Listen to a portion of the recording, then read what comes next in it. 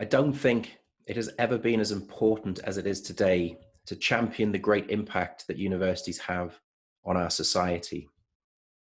Universities have a profoundly positive impact on the world through their educational programs, of course, through their work in the community, through their inventions, their innovations, and through their groundbreaking discoveries. Universities drive regional and national economies.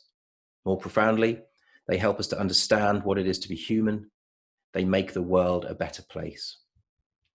But despite this unquestionable and to me absolutely obvious public good, universities in many parts of the world seem to be under attack.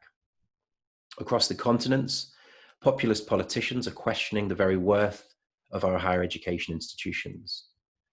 And perversely, the pandemic has promoted and empowered the forces seeking to denigrate universities. I think increasingly the community expects us to harness our research in ways that address the really complex, difficult issues that our local community faces, that our country faces, and that our region and the world faces. I think that's a really deep, fundamental shift that's occurring, not only in Australia, but across the world.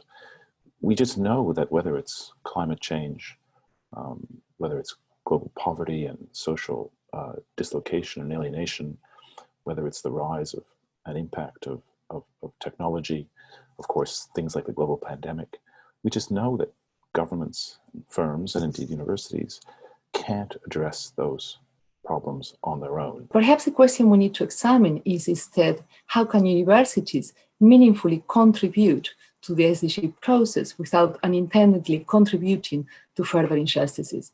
And that is the need to decolonize development and its knowledge base. That is the way we think about development, the actions taken in its pursuit, and the indicators we use to monitor progress. The role of university in propelling the SDGs is not about providing abstract global solutions.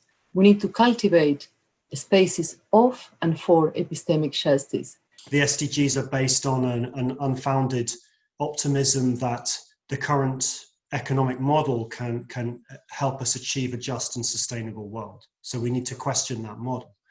The SDGs also are inattentive to questions of culture, language, knowledge traditions, and those also need to be incorporated into our vision.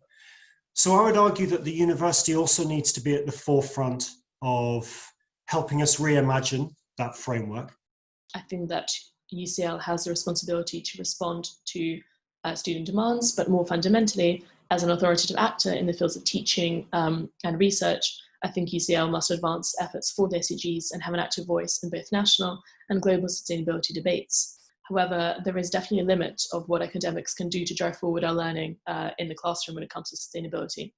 Of course, they do control what happens directly in the classroom, but I think it's equally as important to think of the informal curriculum, what happens outside of the classroom, students' real-life experiences.